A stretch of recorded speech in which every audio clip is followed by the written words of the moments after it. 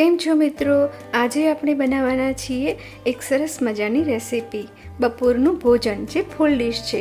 તો પ્લીઝ તમે મારી ચેનલને લાઈક અને સબસ્ક્રાઈબ ના કરી હોય તો કરી દેજો.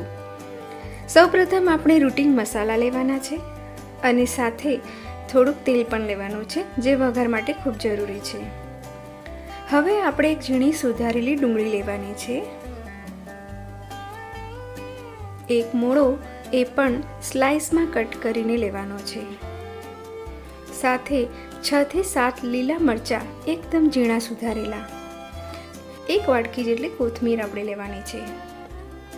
લીલું લસણ એ પણ એક વાટકી જેટલું ઝીણું સુધારેલું લેવાનું છે અને એક નંગ ટામેટું પણ ઝીણું સુધારેલું લેવાનું છે.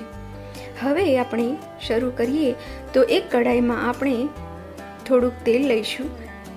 તેલ ગરમ થઈ જાય એટલે આપણે એની અંદર જીરું નાખીશું અને જીરું તતડે એટલે આપણે એની અંદર થોડીક હિંગ નાખી દઈશું.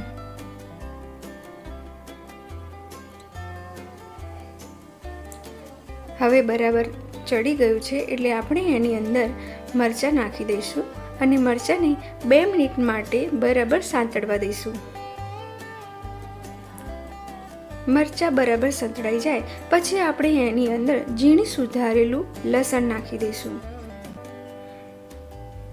લસણને બરાબર હલાવીને અને ચડી જાય પછી આપણે એની અંદર થોડાક મસાલા કરી દઈશું. થોડુંક મીઠું, હળદર પાવડર,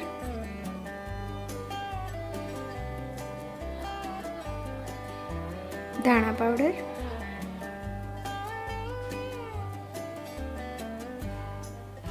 થોડીક ખાંડ નાખીશું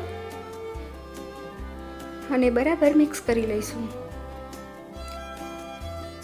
હવે એમાં આપણે થોડી કોથમીર નાખીશું અને બરાબર મિક્સ કરી લઈશું.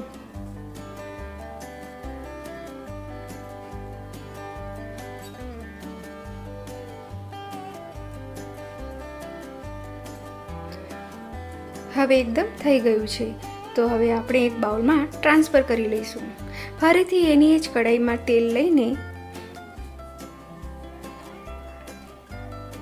તેની અંદર આપણે ફરીથી જીરું નાખીશું. જીરું તતડે એટલે આપણે એની અંદર ડુંગળી નાખીશું. ડુંગળીને થોડી ચડવા દઈશું. ત્યારબાદ એમાં થોડું મીઠું નાખીશું અને ફરીથી મિક્સ કરી લઈશું.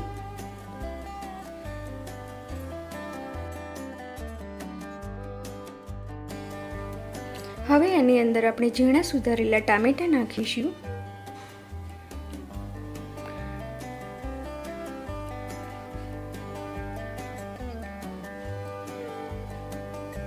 ટામેટાને આપણે બરાબર ચડવા દેવાના છે.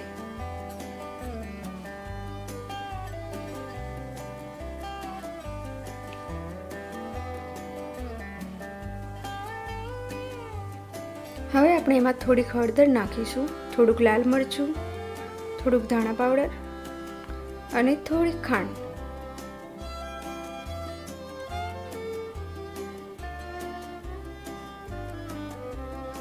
અને થોડુંક પાણી રેડીને બરાબર મિક્સ કરી લઈશું.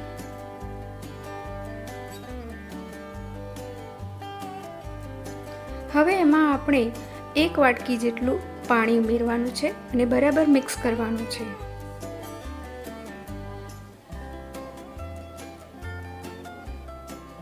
અને એને ઢાંકીને 2-3 મિનિટ માટે સરસ ચડવા દઈશું.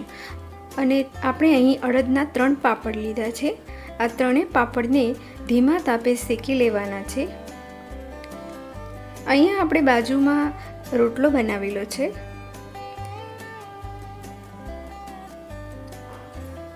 પાપડની શાકની સાથે સર્વ કરવા માટે રોટલો ખૂબ જ સરસ લાગે છે એટલે આપણે અહીંયા રોટલો બનાવેલો છે. અને અહીંયા આપણે જે ગ્રેવી બનાવી હતી એ બરાબર ચડી ગઈ લાગે છે. હવે આપણે એની અંદર પાપડ ઉમેરી લઈશું. પાપડને નાખ્યા પછી એને બરાબર મિક્સ કરી લઈશું.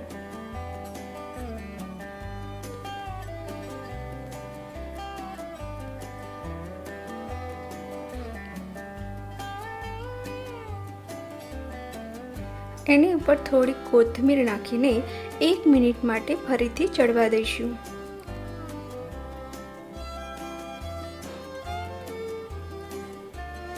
આપણે 1 મિનિટ થઈ ગઈ છે એટલે શાક પણ બરાબર ચડી ગયું લાગે છે. તો તૈયાર છે પાપડનું શાક. તો આપણી ફૂલ ડીશ તૈયાર છે. પાપડનું શાક, રોટલો સાથે લીલા લસણ મરચાં અને ડુંગળી અને મોળું. તો તમે પણ એકવાર ચોક્કસ બનાવજો અને ટ્રાય કરજો, ખૂબ મજા આવશે. જય શ્રી કૃષ્ણ.